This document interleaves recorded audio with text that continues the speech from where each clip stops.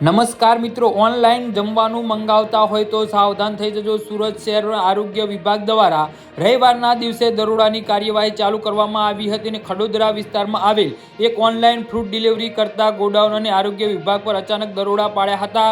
આ ગોડાઉન સ્થળે જ જથ્થાબંધ ખાદ્ય પદાર્થો રાખવામાં આવે છે અને ત્યાંથી ઓનલાઈન ઓર્ડર મુજબ ડિલિવરી કરવામાં આવે છે।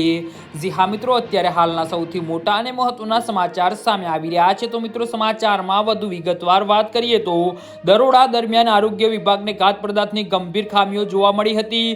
તપાસમાં અનેક ખાદ્ય પદાર્થોમાં જીવાણુ અને ગંદકી મળી આવી હતી। આ સિવાય કેટલાક પદાર્થો વાસી હાલતમાં પણ જોવા મળ્યા હતા। બસ આ જ ગંભીર બેદરકારીના પગલે આરોગ્ય વિભાગે તાત્કાલિક કાર્યવાહી હાથ ધરી હતી। જી હા મિત્રો, તો આના વિશે તમારું શું કહેવું છે તો નીચે અમારી કમેન્ટ બોક્સમાં જરૂરથી જણાવજો અને અમારી યુટ્યુબ ચેનલને સબસ્ક્રાઇબ કરવાની ભૂલતા નહીં। ધન્યવાદ।